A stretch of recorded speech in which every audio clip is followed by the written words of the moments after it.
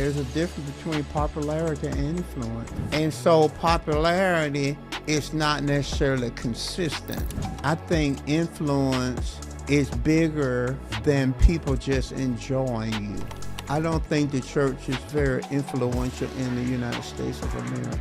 Influence is a byproduct of a combination of things. Men tend to strive more to be in a leadership role. I think you have more women now doing that. But that's my opinion, y'all. It may not be accurate.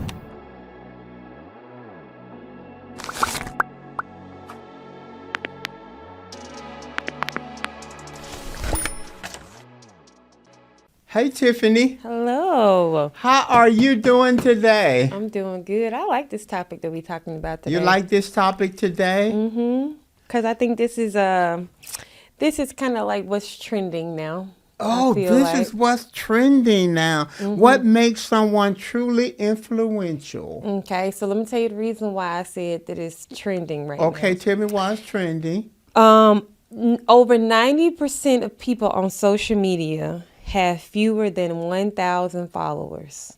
Okay, over 90% of people on social media have fewer than 1,000 followers. But research shows that about 92% of people trust recommendations from people they know over people who are celebrities or influencers. Wow.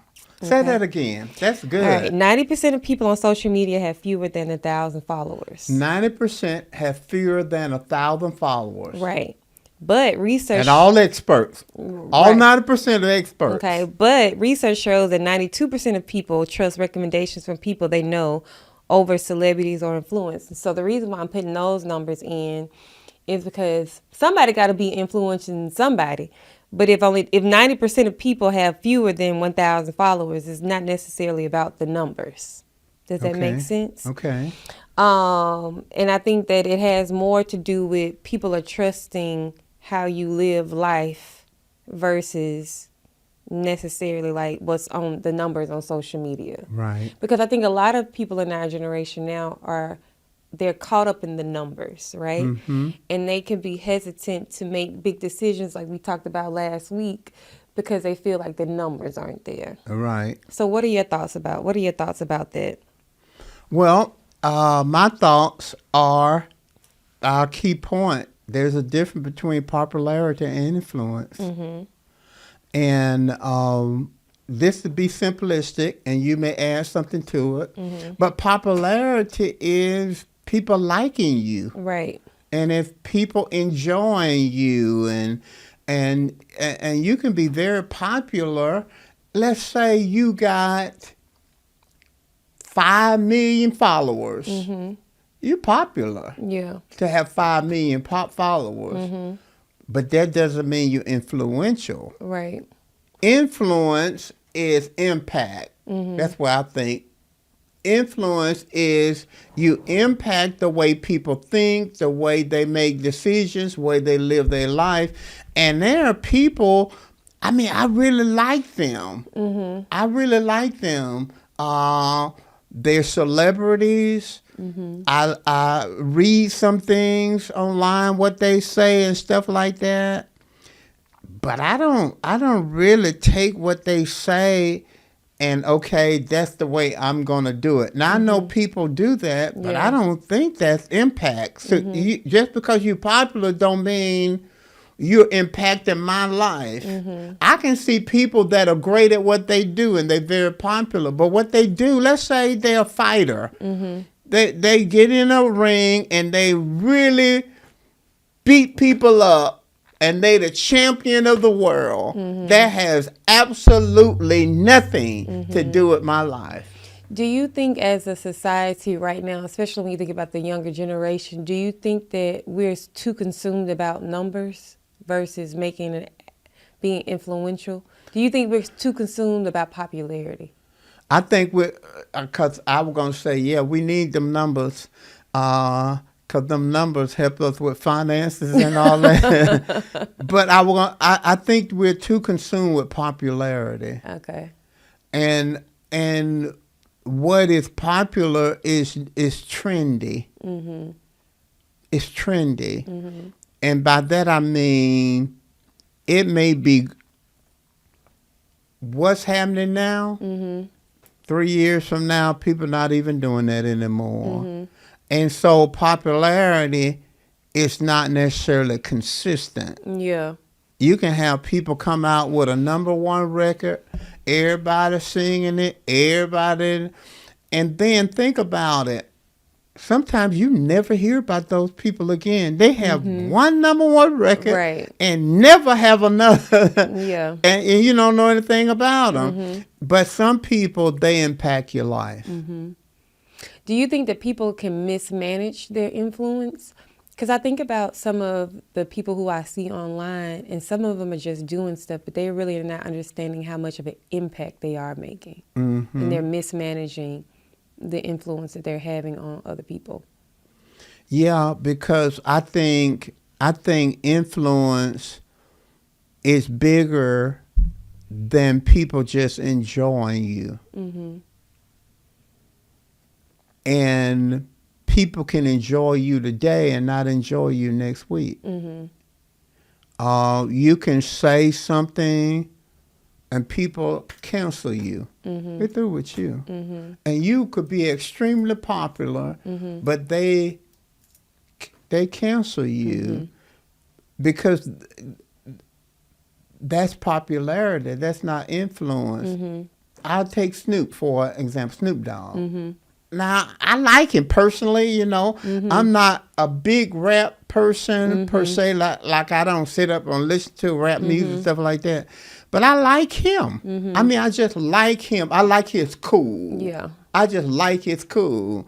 And I don't know how factual it is, but they said that he lost a lot of followers based off an association. Am I right? I'm not sure. You're not sure? I thought you was with it. He ain't somebody who I'm keeping up with like that. I think it was the president. I think he said something about the president or went to something that the president had or something. Yeah. And I may be wrong on it, but that's just illustration anyway. Like I say I like him, so don't get mad at me, you know.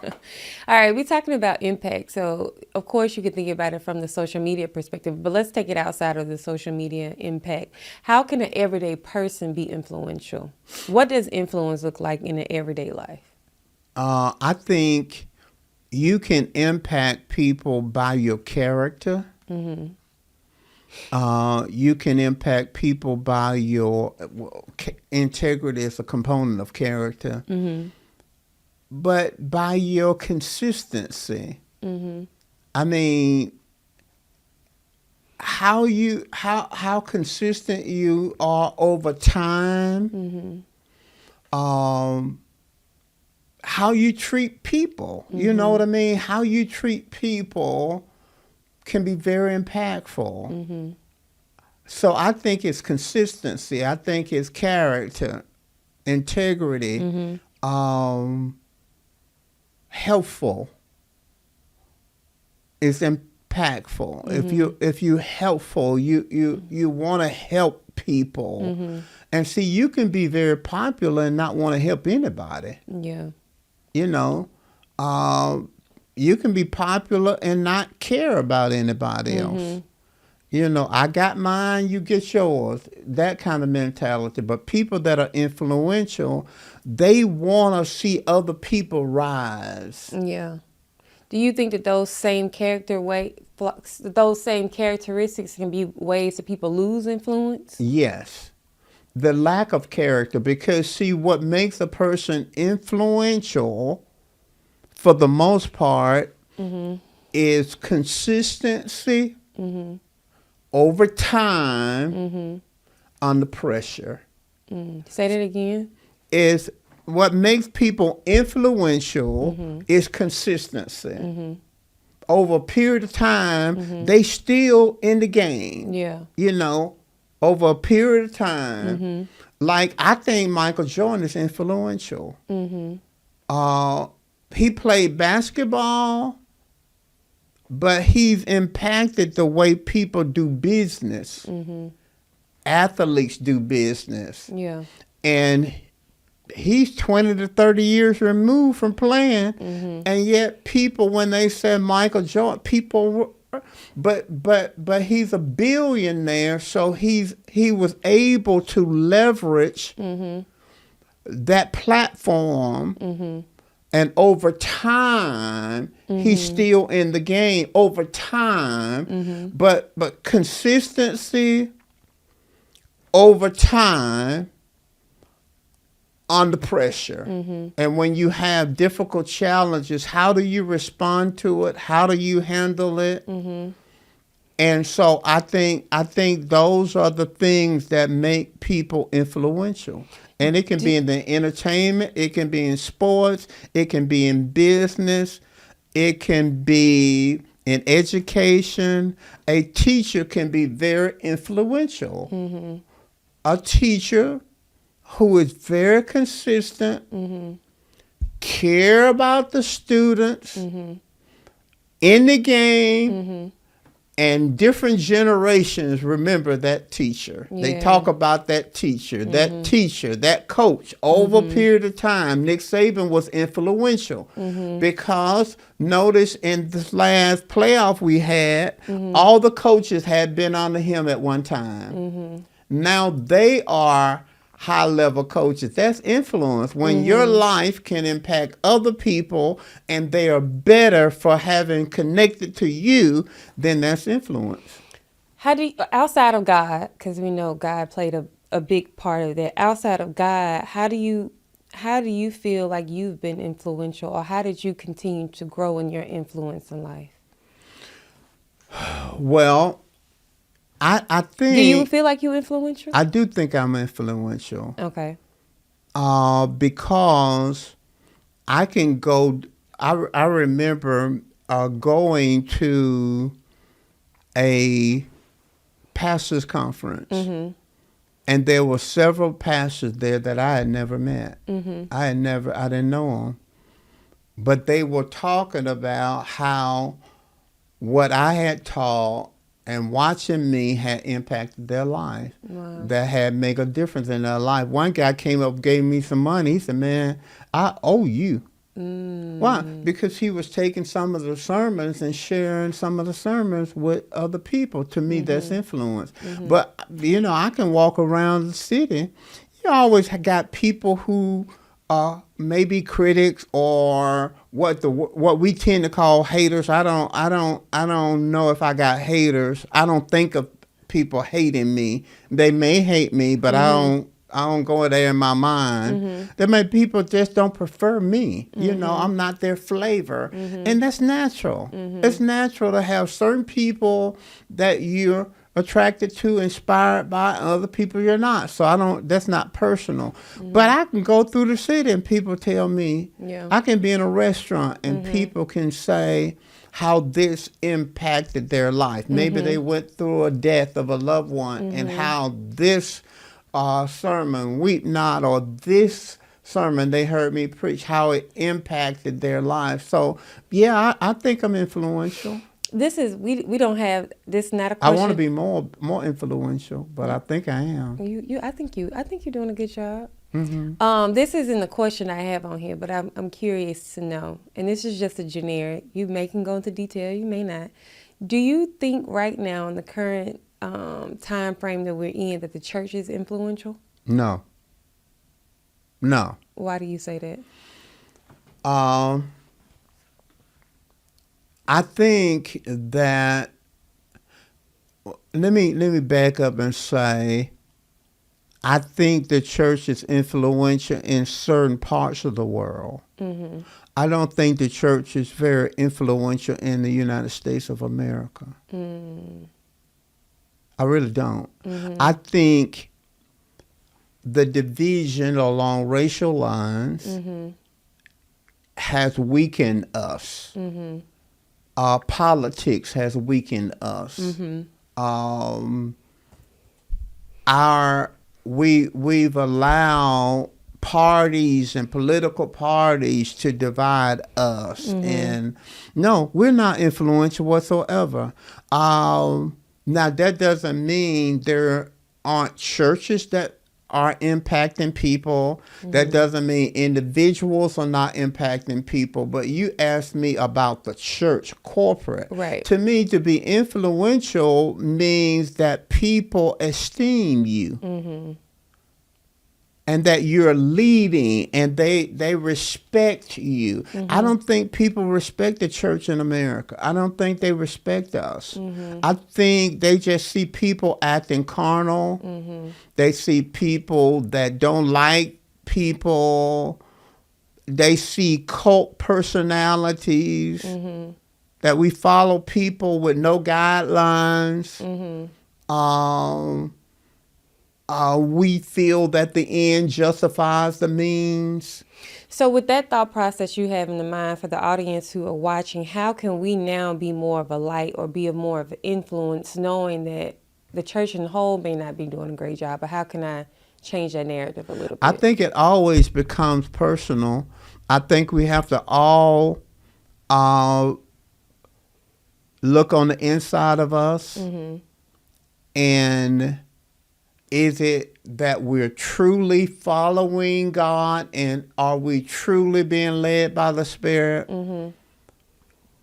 Because it's obvious that we're not all following God, and we're not all being led by God. Because, okay, if you drive an automobile in our country, in our city, in our state, and the signal, the traffic light turns red, what do you do? Stop. You stop. Okay. So if we go to another county in Alabama and the signal light turn red, do that group of people say, no, that means stop? No, there's consistency. Nobody's arguing about whether red means stop, go, yellow means proceed with caution. Green means go. Nobody's arguing that. But when it comes to church, we always arguing about stuff. Yeah. And it's obvious that God is not divided. God is not confused.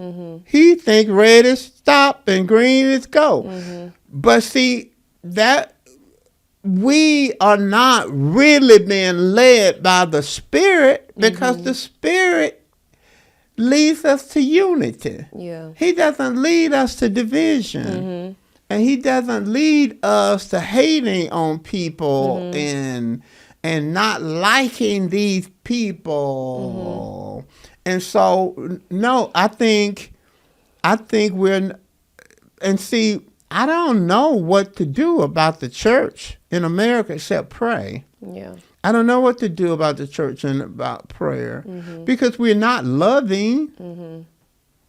We're not loving, because the Bible says that we're to love our enemies, bless them that curse us, do good to them that hate us, pray for them that despitefully use us. We're not doing that. So all I know to do is try to live a life that's consistent. I want to live a life that's consistent. I really do. I want to be an example. I want to live a life that's consistent. I want to try to love people even though I don't agree with them. Because there are people that I don't agree with them, but I don't want to hate them. Yeah. Because I don't agree with them. You know what I mean? Yeah. I want to allow people to choose their destiny, although I believe that God gave free will. And I believe that if you want to do what you want to do, I don't think it's my job to make you something else. Yeah. I can think that it's not the best choice that you made, but if God gave you free will, then I'm going to respect your choice. I'm not going to call you names and stuff like that. So it's a lot, and I think we all gotta grow. I gotta grow.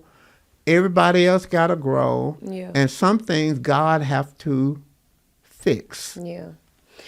Let's go back into because you said previously that you feel that Mike Moore Ministry is called to develop leaders. So let's go back into that leadership role. When it comes to a person who is leading a team or someone in a leadership role, what are some ways to help them to continue to grow influence with the people underneath them? Well, that, it goes to, is influence something people pursue? Or does it develop naturally? I don't think it's something you pursue. I don't think you pursue influence. I'm gonna become a person of influence. No, I think that influence is a byproduct of a combinations of things. It's a byproduct of integrity and character. It's a byproduct of consistency. It's a byproduct of being an example. It's a byproduct of dealing with people in a way where you affirm them. You try to help them to be better, to accomplish what they're dreaming for. And I believe it's a product of people trusting you. See, I can't influence anybody that don't trust me. And people may have never experienced me, may not trust me, but that's their problem. But I don't want to give them a reason to not trust me. In other words, I want to respect them. I want to be kind to them. I want to try to help them. Now, if they don't trust me because they heard something about me, someone else said this about me, like, I can't do anything about that, but I can do about how I relate to people. And I want to live in a way where I'm trustworthy. I want to keep my word. I want to be dependable. If I say I'm going to do it, I want to commit to doing it. Those are the kinds of things that develop trust. And trust is critical to you having influence. So usually when I'm doing what I feel like my calling is, a purpose, whether it be how to win or whether it be through my channel More to Health, I feel like I'm constantly trying to find ways to be impactful or make a difference in someone else's life. Do you think that is something that every person should go into with the mindset of like, I should be making an impact in someone's life? Yes, I do. I think that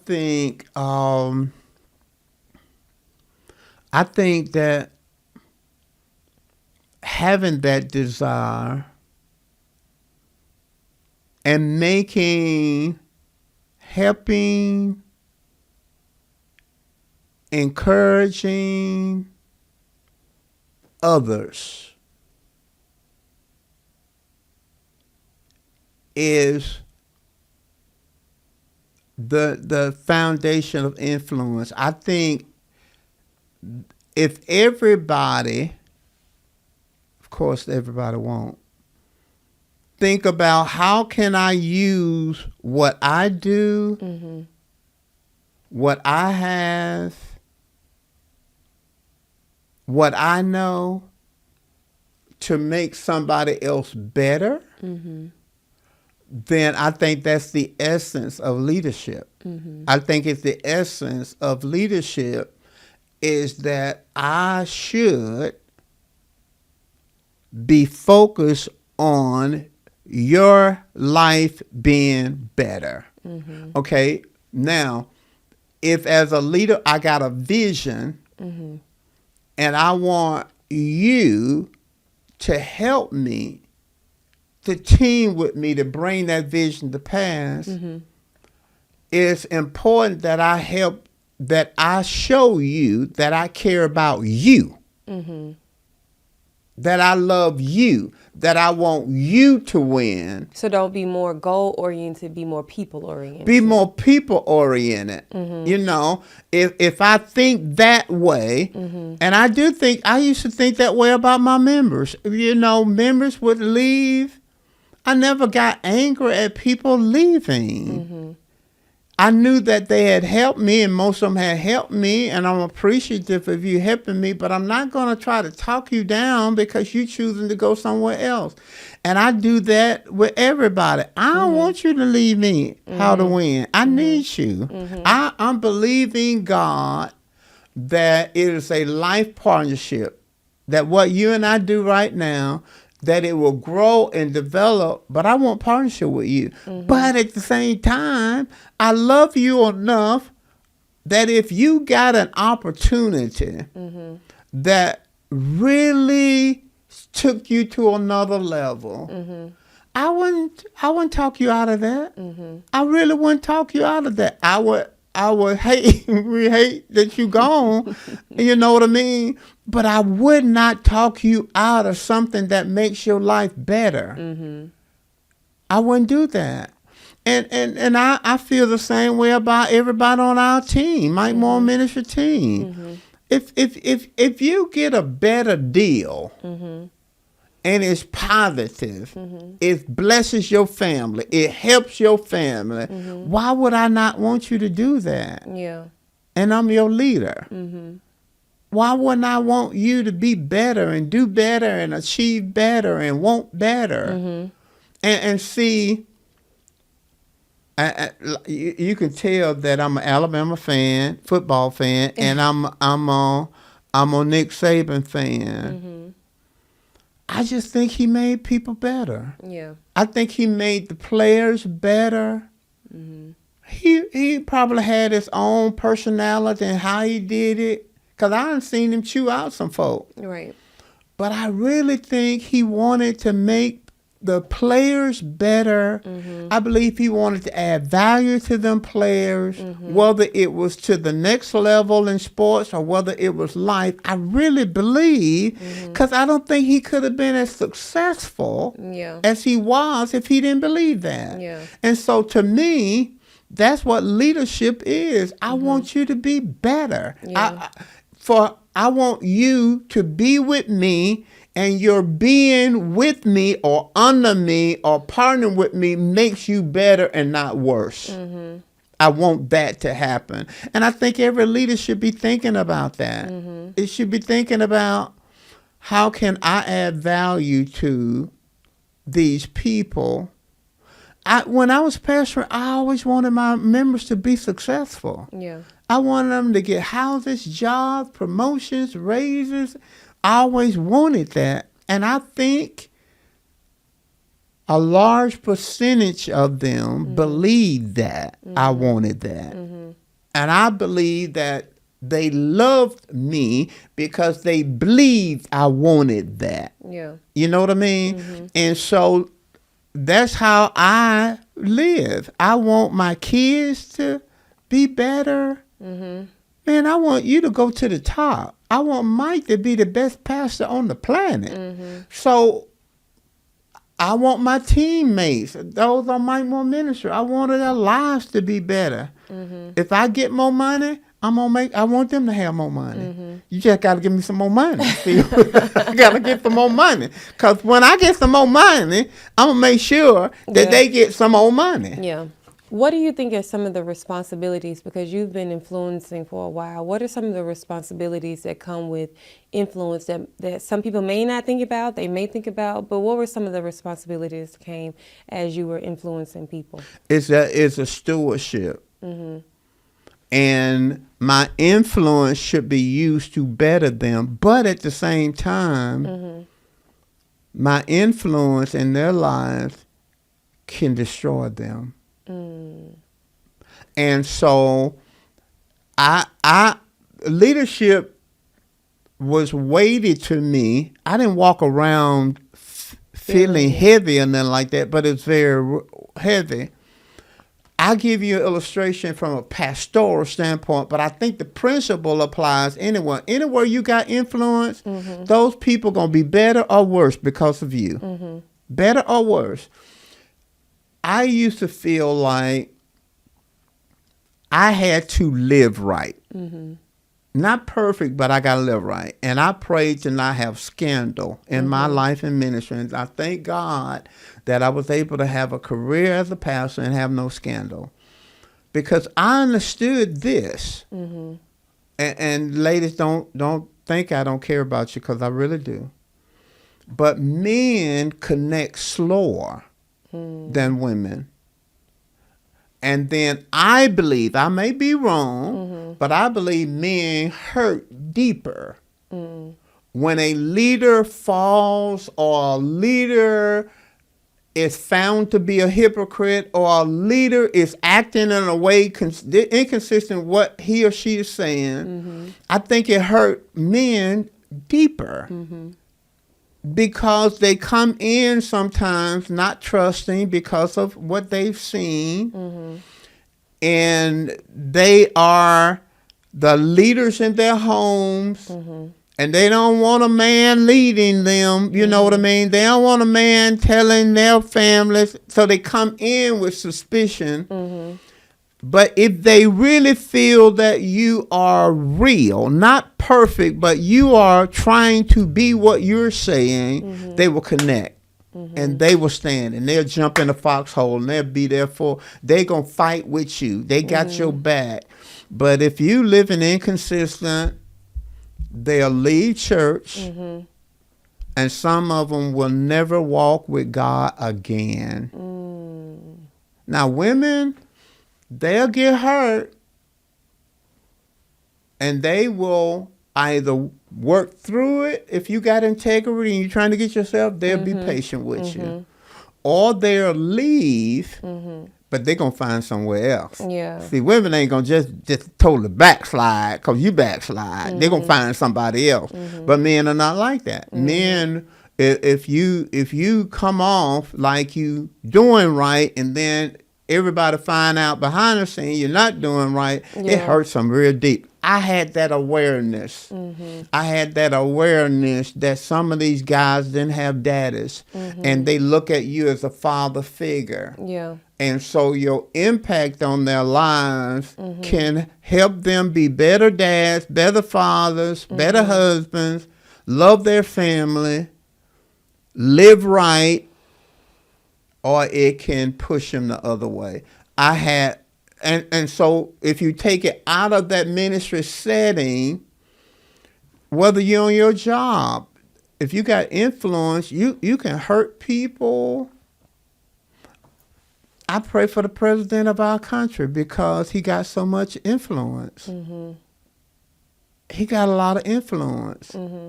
And he can take that influence and hurt people. He can take that influence and destroy people.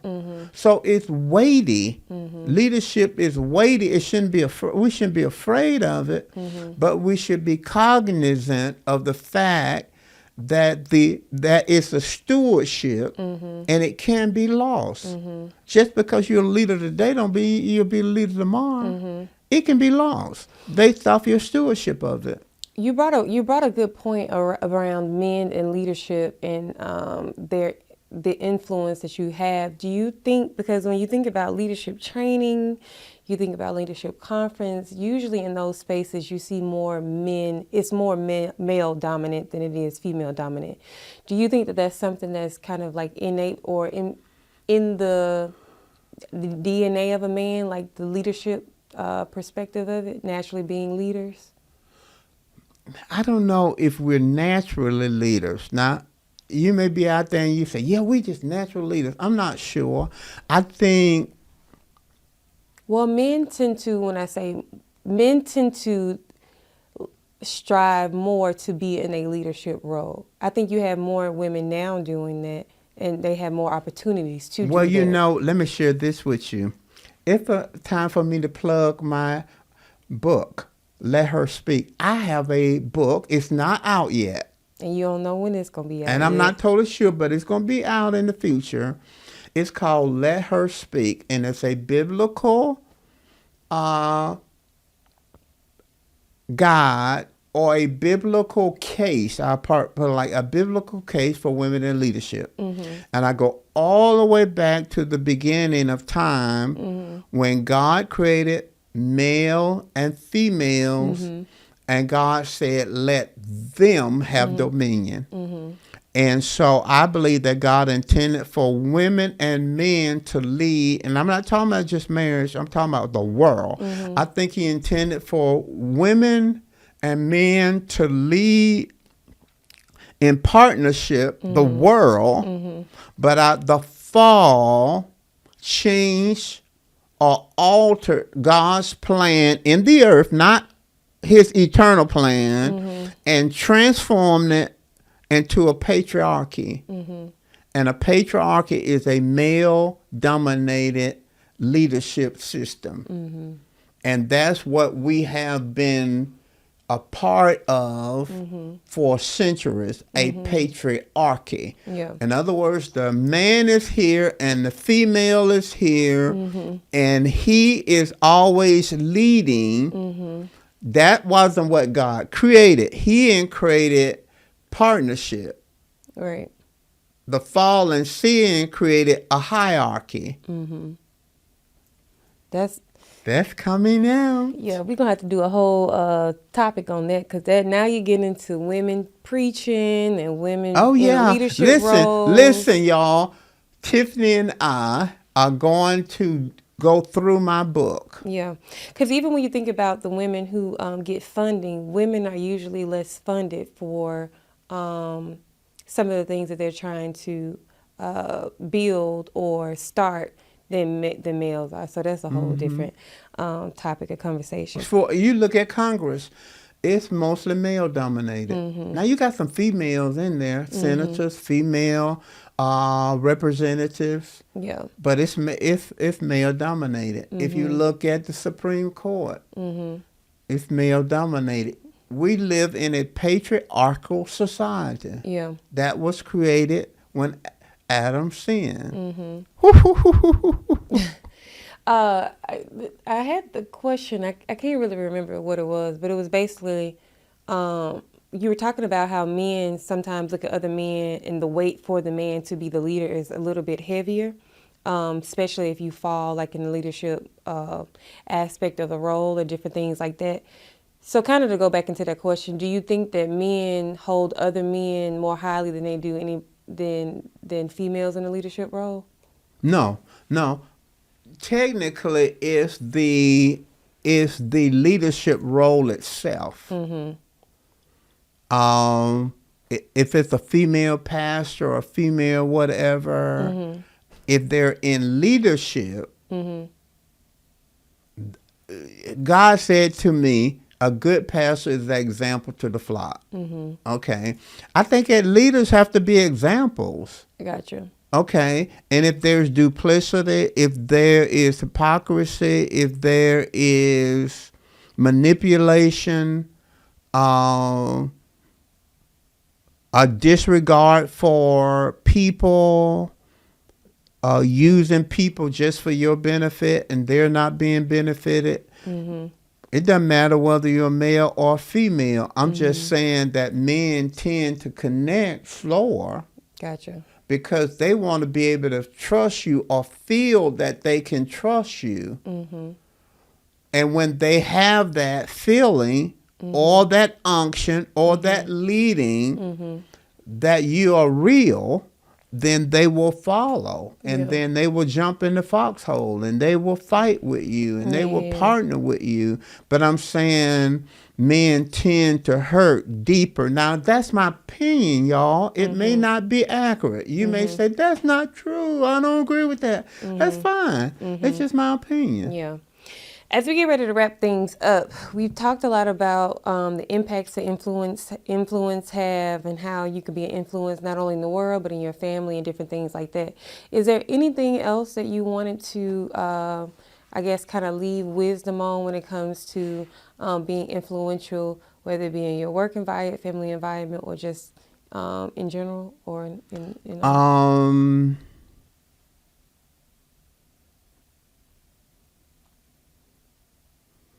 No, just I think we covered. I think that it matters. Leadership matters, influence matters, and once I get it, I have to remember that it's a stewardship. I have to manage that influence responsibly toward the benefit of people and the uplifting of people. And I have to realize that what brought me influence is what's going to keep me influential. If it was integrity, it was competence, it was humility, it was excellence, it was treating people right and caring for people, then that's what's going to keep you in the seat. Yeah, that's good. That is not, it's not automatic that you're going to always have that influence. I'll say this as I close personally, but it's a journey. It's not 40 years and you're out. I tell people, I've been saying this for some time now, that you can retire from a job, but you can't retire from purpose. Yeah. So 42 years, 8 months, I operated as a pastor. Now I'm in Mike Moore Ministries. I'm an apostolic prophet operating in this business. I didn't retire. I transitioned. And I want to have influence in this arena as well. That's good. That's good. Well, we hope that you guys found something that was helpful of what really makes someone influential and how you can make an impact. And we pray that you get something from this topic that will help you as you navigate life and as you make an impact in others who are around you. And that impact doesn't necessarily mean popularity, but impact means the impact around with the people around you and those who are watching you as well. And influence is fragile. Yeah. It's fragile. That's why you can see a person do something for 50 years and then some moral failure wipes out Everything that they've done all them years. Is fragile. Yeah. And you have to handle it like you got fine china. You don't throw it to the sink. You take it to the sink. Now you may throw the paper plate in the wastebasket. You just throw it in there. You just throw it in there. But influence is fragile. It's precious. You got to maintain it. Yeah. Well, we thank you guys so much for tuning in. We hope that these topics were helpful for you. As always, make sure you become a part of the family by subscribing to our channel, liking this video, and leaving us a comment down below. And we will see you all next time. Next time. Bye.